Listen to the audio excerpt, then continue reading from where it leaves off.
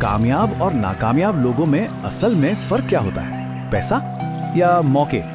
नहीं, असल फर्क उस एक चीज का है जो हम सबके पास बराबर है, हमारा वक्त। चलिए आज इसी पर बात करते हैं कि कैसे कुछ लोग इसी वक्त का इस्तेमाल करके महान बन जाते हैं और कुछ लोग बस इसे गवाते रहते हैं। ये जो बात कही गई है ना, ये गरीबी की हमारी पूरी सोच को ही हिलाकर रख देती है। मतलब यहाँ ये कहा जा रहा है कि असली गरीबी पैसे की कमी नहीं, बल्कि अपने वक्त का सही इस्तेमाल ना कर पाना है। तो बात बैंक अकाउंट की है ही नहीं, असली गरीबी इस बात में छुपी है कि कोई अपने 24 घंटे कैसे खर्च करता है। सोचिए, हर दिन एक नया मौका है, पर सवाल तो यही है कि उस मौके को भुनाया कैसे जाता है। और यहाँ पे ना सिर्फ प्राथमिकताओं की लड़ाई नहीं है, ये तो दो अलग अलग माइंडसेट्स की, दो अलग अलग सोच की टक्कर है।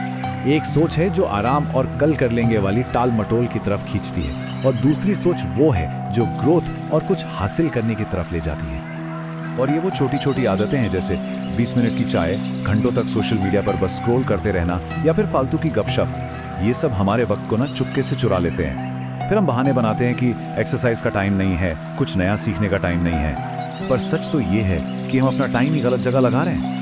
तो यहीं से वो बड़ा बंटवारा शुरू होता है जो लोगों को दो अलग अलग रास्तों पर ले जाता है। एक रास्ता है पैसे के पीछे भागने का, और दूसरा है वक्त पर काबू पाने का।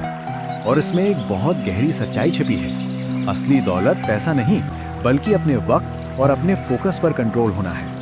कहते हैं ना, आम आदमी पैसे के पीछे भागता है, लेकिन कामयाब आदमी वक्त के पीछे। लॉजिक बहुत सिंपल है, लेकिन है बड़ा गहरा।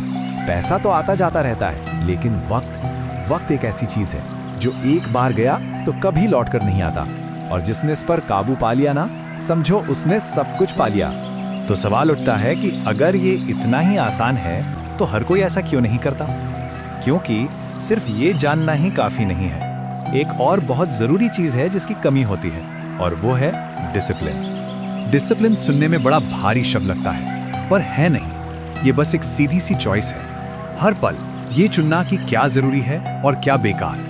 जो चीजें आगे बढ़ाएं उन्हें हाँ बोलना, और जो पीछे खींचें उन्हें साफ साफ ना बोलना। और ये बिल्कुल भी आसान नहीं है। डिसिप्लिन में ना दर्द होता है। आराम को छोड़कर जरूरी काम को चुनना ये एक रोज की लड़ाई है, लेकिन यही लड़ाई है जो हमें असल में मजबूत बनाती है। तो फिर सवाल ये है कि डिसिप्लिन आएगा कहाँ से, इसे डेवलप कैसे करें? चलिए अब एक ऐसे टूल की बात करते हैं जो इसमें मदद कर सकता है। ये एक सवाल है जो हर किसी को खुद से पूछने की हिम्मत करनी चाहिए, क्या मैं अभी कुछ जरूरी काम कर रहा हूँ? बस ये एक सवाल हमें अपने कामों के बारे में जागरूक कर सकता है और वक्त को बेहतर तरीके से इस्तेमाल करने में मदद करता है।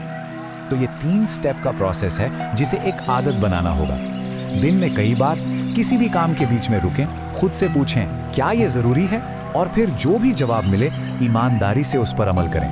अगर जवाब नहीं है तो उसे तुरंत बंद कर दें, अगर हाँ है तो और भी ज्यादा फोकस के साथ उसे करें। यही वो तरीका है जिससे बर्बाद हो रहे घंटों को बचाया जा सकता है। लेकिन एक चेतावनी भी है, लगातार खुद से ये सवाल पूछना जितना आसान दिखता है उतना है नहीं। ज्यादातर लोग तो 2 दिन में ही हार मान लेते हैं। ये कोई जादू की छड़ी नहीं है, ये एक दिमागी जंग है। अपनी आदतों से, अपने बहानों से लड़ना पड़ता है, पर जो टिका रहता है जीत उसी की होती है। तो इस सारी मेहनत का, इस जंग का आखिर फायदा क्या है? चलिए देखते हैं कि जो लोग इस मुश्किल रास्ते पर डटे रहते हैं उन्हें इनाम में क्या मिलता है। ये दावा बहुत बड़ा है, लेकिन उतना ही पावरफुल भी है। 3 साल, सिर्फ 3 साल तक लगातार पूरी चेतना के साथ अपने वक्त का सही इस्तेमाल करने से जिंदगी पूरी तरह से बदल सकती है। ये सिर्फ कामयाबी पाने के बारे में नहीं है, ये दुनिया में अपनी जगह बदलने के बारे में है। 3 साल तक जिसने अपने वक्त को साध लिया वो भीड़ का हिस्सा नहीं रहेगा, बल्कि वो इंसान बन जाएगा जिसके लिए भीड़ इकट्ठा होती है। तो ये 3 साल की यात्रा अभी इसी पल से शुरू होती है। अगला 1 घंटा कैसे इस्तेमाल होने वाला है? याद रखिए, हर बड़ा सफर एक छोटे से कदम से ही शुरू होता है।